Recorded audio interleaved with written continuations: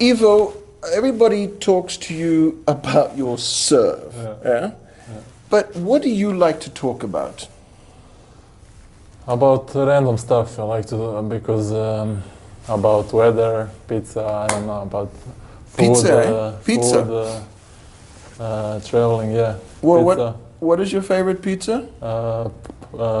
Prosciutto pizza. Yeah? Prosciutto, yeah. And how many, when you're sitting for a pizza, how many pizzas can you put away at one time? Well, at least two. At least two. But they have to be big ones? Large ones, yeah. Of course. Everything is big about you. No, not everything. What would you like people to know about you? That I'm a nice guy, easygoing. I don't really stress a lot about anything, because there is a lot of stress on the court, and then out of the court, like really nothing can stress me. So that's it. I don't know. Yeah, I mean, I don't think I've ever seen you lose your temper on court. You look. I did when I was younger. Yeah? Yeah. But now I just realized that it isn't racket's fault. It is my fault, and then it is easier. Okay. Now, I just said everybody wants to talk to you about your serve and things like that. I want to ask you a couple of things about your serve. When you step up to the baseline to serve, what goes through your mind at that point? Well, I mean, it is always a little bit different. If it's obviously if it's 15-all, it is different than if it's a love 40. So it is about strategizing also, but it's also about relaxing, and not not to let nerves get to me. And it's I always try to mix it up, so the other guy don't know what I'm gonna do next. Do you always want to try and hit the hardest serve that you can? Not really, no? Not really, no. So you don't? Do you ever watch the speed gun? Do you get curious about the speed gun? Yes, I do. If I don't feel it a lot, then I look at it and to know if it's if I should hit maybe a little bit harder or if it's too hard, then with a little bit more spin or something. Slice or something. So when you hit one of those serves that is 1,000,000 miles an hour or something, it's an ace. Yeah. What do you feel like? I mean, because the racket looks like a toothpick in your hand. How much satisfaction is it when you hit one of those serves? Oh, it is unbelievable, because that is like equivalent to NBA like dunking, So it's the ultimate weapon, to have to hit an ace, and it's a really good feeling. Do you think about records? Do they matter to you? Yeah, they do. I mean, it would be nice if I can do it this year, which hopefully I will do it. And I mean, because this is what I always trained a lot, and this is my biggest weapon. So if I would be able to do it, would be unbelievable feeling. Another statistic that's just out is that you're the oldest. I mean, how does it feel to be oldest player in the top 20 since Jimmy Connors? Old. Old, yeah. But it is also nice that I'm able to do it in my old age, and everybody else is young, but I'm still here. So it's a gift special from God, and at the time healthy and strong enough still. So yeah.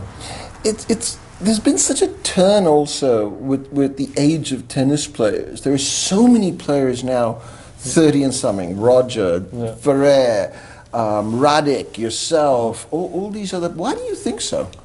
I think because everybody now is a little bit more fit. When in the 80s or earlier, not a lot of players were doing a lot of gym or practicing off the court. So now everybody is more fit, and that's why their careers are able to go longer. Yeah. In my mind, it seems like yesterday that you came into the public's focus with that match on centre court at Wimbledon against Hewitt. Yeah. It's over a decade ago. Yeah, unbelievable. Incredible. Incredible. Yeah. Do you think about that match at all, or is it completely out of your mind now? I mean, it was a record in that you knocked off the defending champion in the first round. Yeah. Well, it was already a decade ago, so it is not always in my head, But every once in a while, I think about it, because that was the match that really opened my eyes, and realized that I'm able to do it. I'm able to be in the top 100, and that I belong here, So it was really a turning point in your career. Yeah. Do you have any mementos from that match? Have you framed one of the rackets from that match? Do you have framed pictures from that match or anything? Not really. No, I didn't, but I should do it. You should. Yeah. I mean, it was a big event. Yeah, it was. Yeah. Definitely, I should do it. Why do you think I would think, playing some of the best tennis of your career right now, to be back into the top 20 and stuff like that? Yeah, I think it's because in the last 2 years I was without any injuries, so I was able to practice every day without any setbacks. When like maybe 3 years ago and earlier, I was injured a lot, so it was always ups and downs, So I was not able to have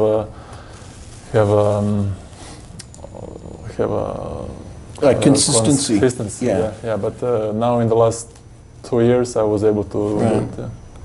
How have you changed being a husband and a father? A lot, because when you have a baby, it's a different. Not now. It is all about her, Like everything I do, it's for her. When I was younger, it was all about me, me. But now it's all her, So you can't be so selfish anymore. Yeah, not at all. Yeah. So I mean, that is biggest change. I think. And who knew that you were so funny on Twitter?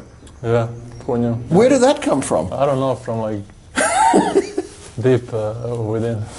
I think you and Tomasz Berdych have got the funniest Twitters most of the time. Thank you. Yeah, most of the time. I think I remember, what was the Twitter about the airplane?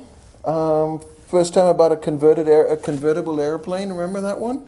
When in America the top came off that airplane. Yeah, that was years ago. Yeah. I mean, do people talk to you about your Twitter account a lot? Yeah, they do a lot. They always, hey man, that was nice, or like that was funny. And does that give you extra motivation or a bit of a joke to try and come up with something, or is it just totally natural? No, it is always if it's in my if it's in my head, I would right away write it, so it's completely how to say, it's natural, completely automatic. Yeah, automatic. Yeah. I don't write it down and then then think write about it. What I want to write. No, it's like right away. It's All right, Ivo.